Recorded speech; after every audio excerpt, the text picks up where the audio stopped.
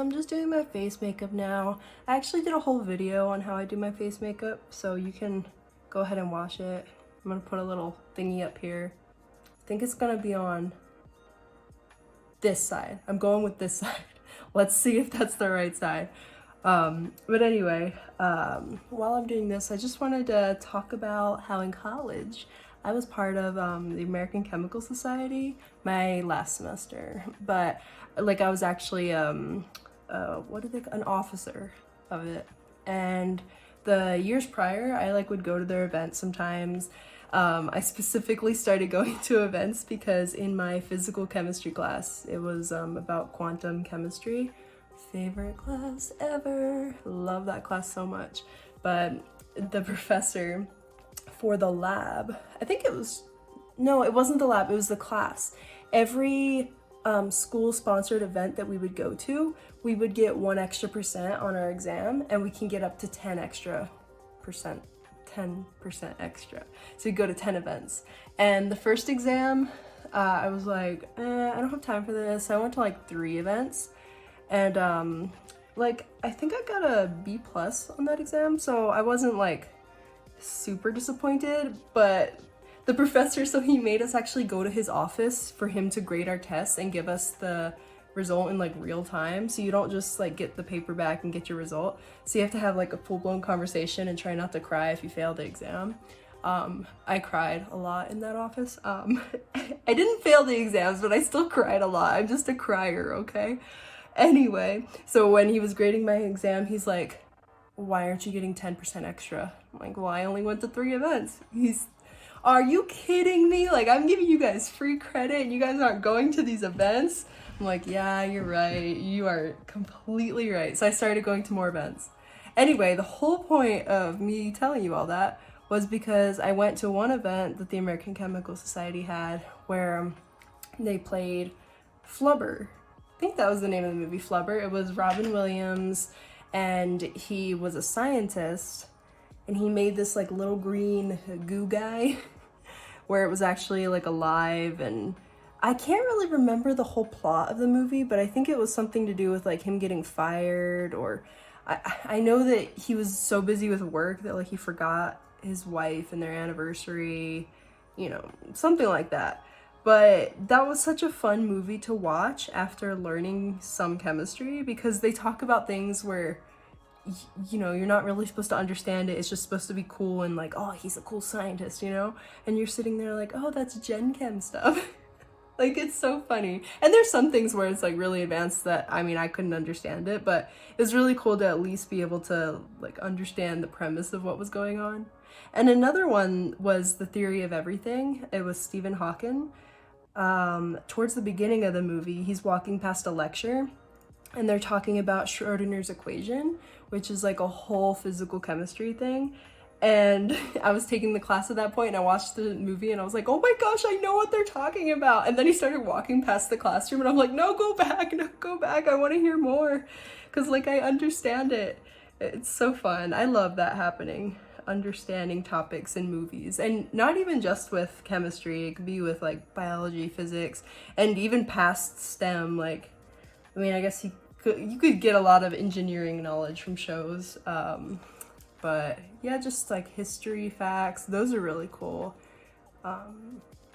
Especially like historical fiction, where you can pinpoint what's fiction and what's historical. That's always really fun. I was actually really into history when I was in high school. I've always really been into science. Always just like knew I was gonna be a chemist. I don't even know how I knew what a chemist was, because nobody in my family is a scientist. But I remember just like from a really young age, I would write books. You know, we all go through that phase where we're like, I'm writing a book and I'm gonna be a famous author, and you write like 10 pages and save it and you never do anything with it. And then you find it on a thumb drive like 10 years later. I did not just do that. Anyway, but I remember like in my stories, I would end up like as a chemist, or somebody in the story would end up as a chemist, and I just like really resonated with that. But yeah, I was really into history along with science, and I even told myself like, if I can't go into science, I'll be a history major. I don't know why I was considering limiting myself, saying like if I can't get into science, anyone can get into science. But I really liked medieval history, so like kings and queens, and I actually had a book, I think it was called Columbus and Sons, and that was my favorite book. I read it like 3 times, and it's not like a chapter book or a historical fiction. It's literally just like a thick textbook, and I just loved it. I would reread it, I highlighted it, I took notes in it. Like, why am I doing this? But I just loved that time period. I hated American history. I just felt like it was super boring and not diverse. But now that I'm like growing up and realizing that there's a lot of diversity in American history that I didn't learn in school, and even in college that I didn't learn about, it's getting to be a lot more interesting. But I just hated it in high school. And I hated ancient history. Oh, it's just so boring. But since I was homeschooled, I don't know if you guys knew that, but I was homeschooled. I kind of like had a little bit more power in picking my curriculum or what topic I was going to be doing that year. So it's like I have to find a high school plan where it does all 4 like sections of history, where it's ancient, medieval, and then like 2 sections of American history, because they always split it up, you know? And I found a curriculum like that. I don't ever think like I finished it. I think I went all over the place with it, but I just remember I loved medieval history. Loved it. There's actually a historical fiction romance movie that I love to death. It's got to be one of my favorite movies ever.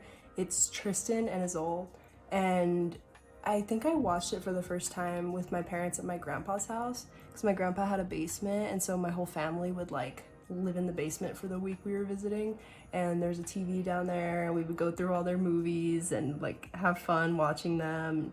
I remember we watched that one, and it's, what's his name?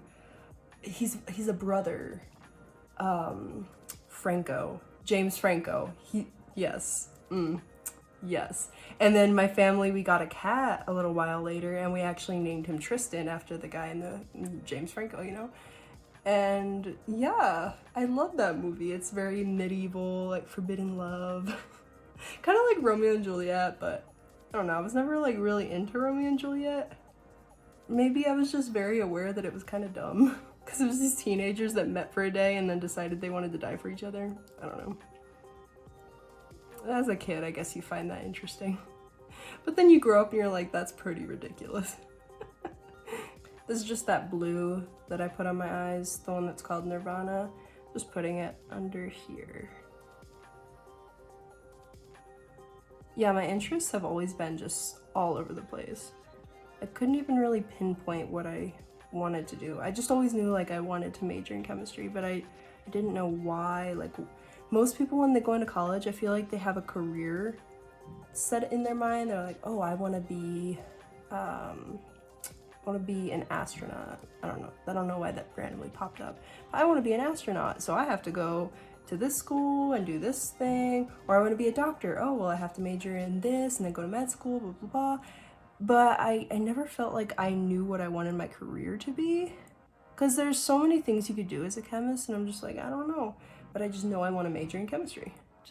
I don't even, I felt like that made it very complicated leading up to graduation, because I felt like I accomplished what I set out for, getting my degree in chemistry, but I didn't know what to do after the fact. But by that time, you know, you have to start paying your loans and you have to like move out and get a life.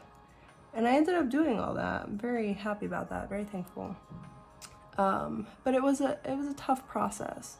I thought I was gonna be a forensic chemist, which really would have been a cool job. But then I don't know why I kind of like went away from that. Where I just felt like, no, I don't want to do that. And then, because I was gonna actually major in forensic chemistry, but then I told myself, well, you probably shouldn't major in that just in case you change your mind. You should major in something broader. So I went with just chemistry, and I just stuck with that. I never changed my major, even though I literally, like, every single semester there would be a breaking point where I went into like my degree plan, and there's a part where you can generate like a new what do they call it, just kind of like a what if. Yeah, they called it the what if, where you can put in, oh, well, what if I want to change my major to history? but I've been going through chemistry all this time. What classes would I need to take and how long would it take to make up for that?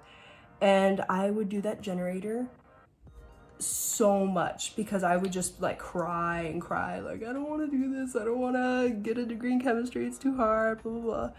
But then actually it was my last year of college where I didn't cry a single day because it just started becoming so much more enjoyable. It was less, you know, general stuff, and it was very specific and very interesting and just very into what I wanted to learn. So yeah, but I was gonna change my major to psychology at one point because I took a psychology class and I just loved it. But I was like, no, I'm gonna stick with chemistry. And then I was gonna become a pharmacist. That was a whole thing. I was actually gonna sign up for the test. You know, it was the day before like you sign up for the test, and I went to my professor's office. I was like, I don't know if I should do this. And he said, well, maybe you should just take the test just in case. But then it's like, no, it's $200 and I don't want to do it. Like, I just had a revelation. I just don't want to do it. I just felt like I was doing it just to say that I knew what I was doing after school. But it seemed like a really cool career path, and I actually took a tour of the new pharmacy building that my school had, and it was really, really amazing. But it was my physical chemistry professor that I talked to about it, and I just felt like I was gonna be missing a lot if I went in that degree path, because I wanted to get really deep into the physical chemistry side of things, like how physics and chemistry works together. And I just really felt like I was gonna be missing out, and I wanted to do so much more with chemistry, like dive deep into chemistry. And I just didn't really like biology, so I probably shouldn't do a career path that dealt heavily with biology. And I even considered becoming a doctor, but then my best friend, she is in med school, and now I'm like, thank you Lord that I don't have to go through that. Sorry. Honestly, I don't even know where I was going with that whole conversation. I guess part of it was just, like, I've always been interested in history, but I majored in chemistry. I can't do my lip liner while I'm talking. And I feel like that's okay, because I can still be interested in history and still like be a chemist at the same time. That's the cool thing. Or I could still be a chemist and do my makeup. Like, that, it's not just all cut and dry. You could do everything, you know? It's fun. Who is she? Wow, this is such an intense look. And I barely like put any contour on. I didn't do much on my face, but a strong eye and a strong lip.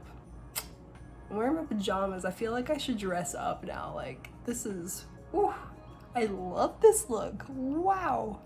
By the way, this lip, I got it from the lip glossary kit, this one that I told you about for Black Friday, and hope you guys were able to snatch one. Super, super, super great deal.